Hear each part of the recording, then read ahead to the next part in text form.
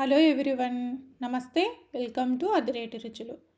ఇవాళ నేను చూపించబోయే రెసిపీ వచ్చేసి పాలకూర ఉల్లికారం.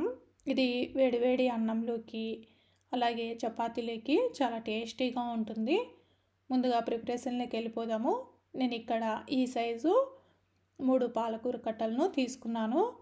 ఇవి తీసేసుకొని 3-4 సార్లు బాగా క్లీన్ చేసుకోవాలి. ఇలా క్లీన్ చేసుకొని ఎంత వీలైతే అంత సన్నగా కట్ చేసుకోవాలి. ఆకుకూరలు తినని వాళ్ళు ఉంటారు కదండి, వాళ్ళకి ఇలా చేసి పెట్టండి, చాలా ఇష్టంగా తింటారు. ఇప్పుడు మిక్సీ జార్లోకి 3 పెద్ద సైజు ఉల్లిపాయలను ముక్కలుగా కట్ చేసుకొని వేసుకోవాలి. అలాగే 10-12 వెల్లుల్లి రెబ్బలు, 1/2 టీ స్పూన్ పసుపు, 2 టీ స్పూన్ల కారం. మీరు కొంచెం కారం తక్కువగా తింటారనుకుంటే కొంచెం తగ్గించి వేసుకోండి.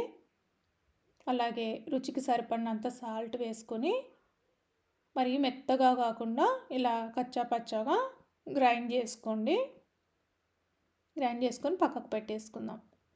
తర్వాత స్టవ్ ఆన్ చేసుకొని ప్యాన్లో 2 టేబుల్ స్పూన్ల ఆయిల్ వేసుకుందాం. దీనికి కొంచెం ఆయిల్ ఎక్కువగానే పడుతుంది. ఆయిల్ వేడెక్కిన తర్వాత ఇందులోకి పోపు దినుసులు అలాగే 2 ఎండుమిర్చి తుంపి వేసుకొని ఫ్రై చేసుకుందాం. ఇవి ఫ్రై అయిన తర్వాత ఇందులోకి ఒక రెమ్మ కరివేపాకు కూడా వేసుకొని ఫ్రై చేసుకోవాలి. ఇప్పుడు మనం ముందుగా గ్రైండ్ చేసి పెట్టుకున్న ఉల్లికారం కూడా వేసుకొని మంచిగా ఉల్లికారం వేయించుకుందాము.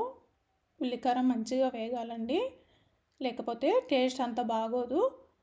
ఈ ఉల్లికారం మంచిగా వేగి ఇలా ఆయిల్ బయటికి వచ్చినప్పుడు మనం ముందుగా కట్ చేసి పెట్టుకున్న పాలకూరను వేసేసుకోవాలి. ఇలా వేసేసుకొని ఒక్కసారి మంచిగా కలిపేసుకోవాలి. ఇలా కలిపేసుకొని మూత పెట్టుకొని మీడియం ఫ్లేమ్లో 10 నిమిషాల పాటు మగ్గించుకోవాలి. ఇప్పుడు 10 నిమిషాల తర్వాత ఒకసారి మూత తీసి చూద్దాము. ఇప్పుడు పాలకూరలోని ఉన్న వాటర్ అంతా బయటకు వచ్చేసి ఇలా మంచిగా కుక్ అయిన తర్వాత ఒకసారి బాగా కలిపేసుకొని ఇప్పుడు సాల్ట్ చూసుకుందాము. సాల్ట్ కొంచెం తక్కువైంది కాబట్టి మరి కొంచెం సాల్ట్ వేసుకొని మళ్ళీ బాగా కలుపుకొని మూత పెట్టుకొని ఇలా పాలకూరలోని ఆయిల్ బయటికి వచ్చిన తర్వాత ఇందులోకి 1 టీ స్పూన్ ధనియా పౌడర్ అలాగే 1/2 టీ స్పూన్ జీరా పౌడర్ వేసుకొని బాగా కలుపుకోవాలి 1 నిమిషం పాటు. ఈ ఫ్లేవర్ చాలా బాగుంటుందండి. ఇలా కలిపేసుకొని మరొక 2 నిమిషాల పాటు మూత పెట్టుకొని మగ్గించుకొని స్టవ్ ఆఫ్ చేసుకుంటే పాలకూర ఉల్లికారం రెడీ అయిపోయిందండి. ఇప్పుడు ఇది వేడివేడి అన్నంలోకి సర్వ్ చేసుకుంటే చాలా టేస్టీగా ఉంటుంది. అలాగే చపాతీలోకి కూడా చాలా టేస్టీగా ఉంటుందండి.